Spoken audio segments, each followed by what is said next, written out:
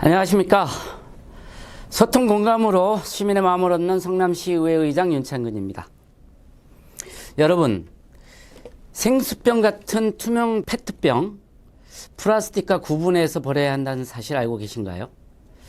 아파트와 같은 공동주택은 지난해 12월 말부터 의무사항이 되었고 올 12월부터는 단독주택으로도 확대가 됩니다.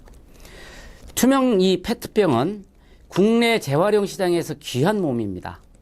구하지 못해서 대부분 수입을 하는데요. 집집마다 나오는 생수병만 해도 천지인데 다 쓰고 버린 페트병이 모자라서 수입을 한다고 하니 쉽게 이해가 하기 어렵죠. 색이 있는 페트병은 기존 것보다 진한 색으로만 재활용할 수 있지만 이 투명 페트병은 어떤 색으로든지 탈바꿈할 수가 있어서 재활용 가치가 큰 고품질 원료라고 합니다. 하지만 제대로 분리배출이 안 되는 게 문제입니다. 환경부 통계에 따르면 2018년 기준으로 국내에서 생산되는 페트병 약 30만 톤 가운데 80%가량이 다른 플라스틱과 함께 섞여서 배출되기 때문에 재활용에 한계가 있다고 합니다. 재활용에 필요한 대부분의 페트병을 일본에서 수입한다고 합니다.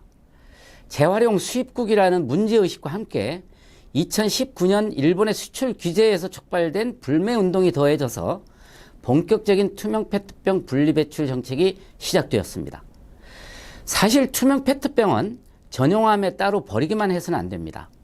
그럼 올바른 투명 페트병 배출 방법에 대해서 알아보겠습니다. 첫 번째, 내용물을 비워서 깨끗하게 헹구고 겉면에 둘러싸고 있는 이 포장재의 라벨을 이렇게 떼어내야 됩니다. 그리고 뚜껑을 닫아서 찌그러뜨려야 됩니다. 이렇게 분리배출하는 것이 제대로 분리배출하는 것입니다. 그동안 저 역시도 부끄럽게도 포장을 그대로 버렸습니다. 이게 재활용에 별 도움이 안 되는 자경비달 페트병이라는 걸 알았습니다. 남들이 수고스러움을 감내하고 제대로 한 이 분리배출도 저 같은 불청객이 하나만 끼워도 허사가 되는 것입니다. 수거업체에서도 나름 자경미달 페트병을 선별하려고 하지만 일일이 수작업을 해야 하는 한계가 있어서 사실상 포기한 상태입니다.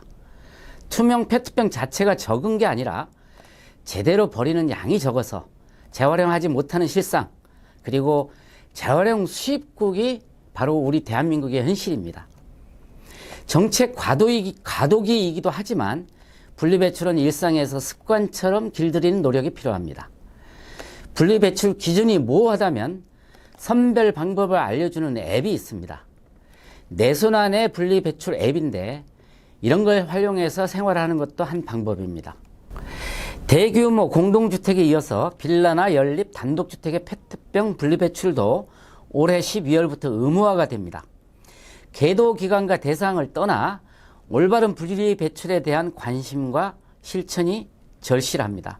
시민 여러분, 많은 관심 가져주시기 바랍니다. 고맙습니다.